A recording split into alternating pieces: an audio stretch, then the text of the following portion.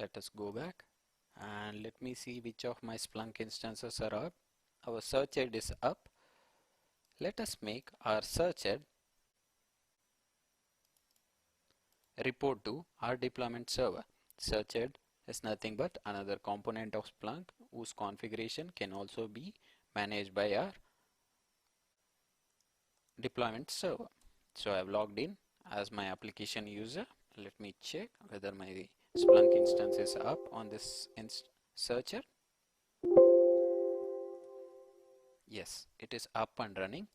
So which method we will be using to add our searcher? Let us use our CLI. OPT Splunk bin Splunk. This is our utility. This is the utility to add, modify or remove any configuration of Splunk.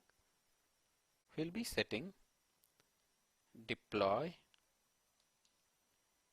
The argument is called poll. The IP address of our deployment server. Let me quickly grab that. This is our IP address. And the port number will be management port, that is 8089. So now Splunk utility is asking for our Splunk credentials. Okay, it says configuration is updated. Let us restart our client, which is going to report to our newly added deployment server. This is one method of adding clients to our deployment server, so that this will report to our deployment server and fetch the configuration, and this configuration will be deployed on this instance of the Splunk. Either it can be searcher, AV forwarder or indexer or even universal forwarder. Let us see. Our client started talking to our deployment server.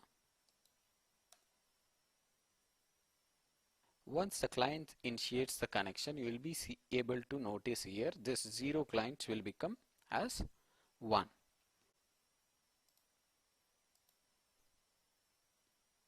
Let me validate the connection quickly.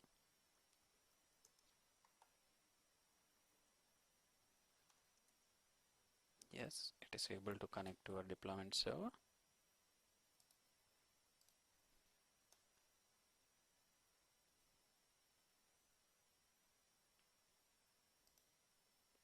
In the meantime, we'll see how we can add deployment server client. By the time the searcher reports to this deployment server, we will see how we can add our universal forwarder that has been installed on our Windows machine to report to our newly created deployment server.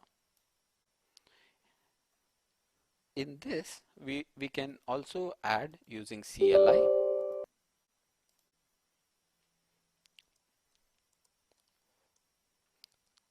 We know by now that the Splunk home is C program files, Splunk or Splunk universal forwarder, and bin, the utility is splunk.exe, and we can similarly set deploy-poll, the IP address and the port details. If we hit enter, it will start reporting to our deployment server. This will be your set. Yeah, this will be your complete command, but we will be editing using configuration file so that we will cover additional concept or additional method of doing that. See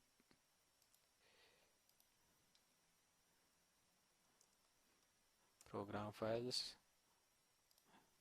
Splunk universal forwarder, etc, system, local.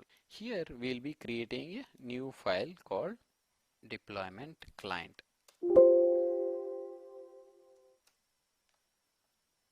Deployment client file is the one which holds the configuration of your deployment server, and it makes sure the communication is proper. We have now changed our configuration. Let us restart our universal forwarder. Just keep in mind we have two methods. One is using CLI, that is splunk.exe, set deploy poll IP and port number. The second one is editing deployment client conf.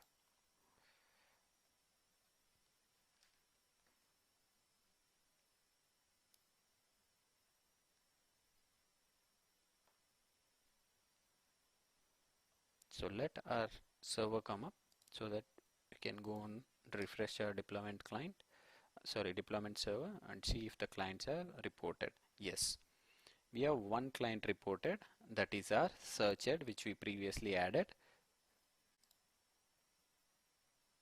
As you can see, this is a search ad.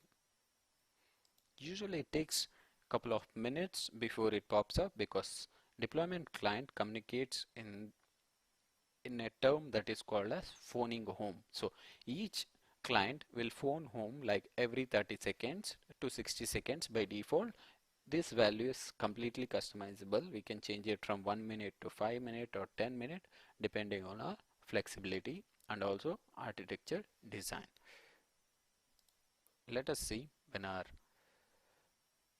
how is our connectivity between our local universal forwarder. Okay, I don't have the telnet installed. No issues. We'll notice it within a minute or so. It should be reporting our deployment server. This is basically it. We have created deployment server, that we have created server class.conf on a Splunk enterprise instance to act as a deployment server. We saw that once you have added server class.conf, the entire UI under forwarder management changes and gives us more information. Once we have this, we will have the clients. To enable the clients, you have two methods. One is using Splunk CLI, that is splunk.exe set deploy pool IP followed by the management port number. Similarly, while configuring using editing configuration mode, we will add deployment client.conf under system local for making the instance report to our deployment server. See, now this is my local PC which has successfully reported to our deployment server, and now we have successfully set up our deployment server and also added multiple clients so that our deployment can talk to them and deploy the configuration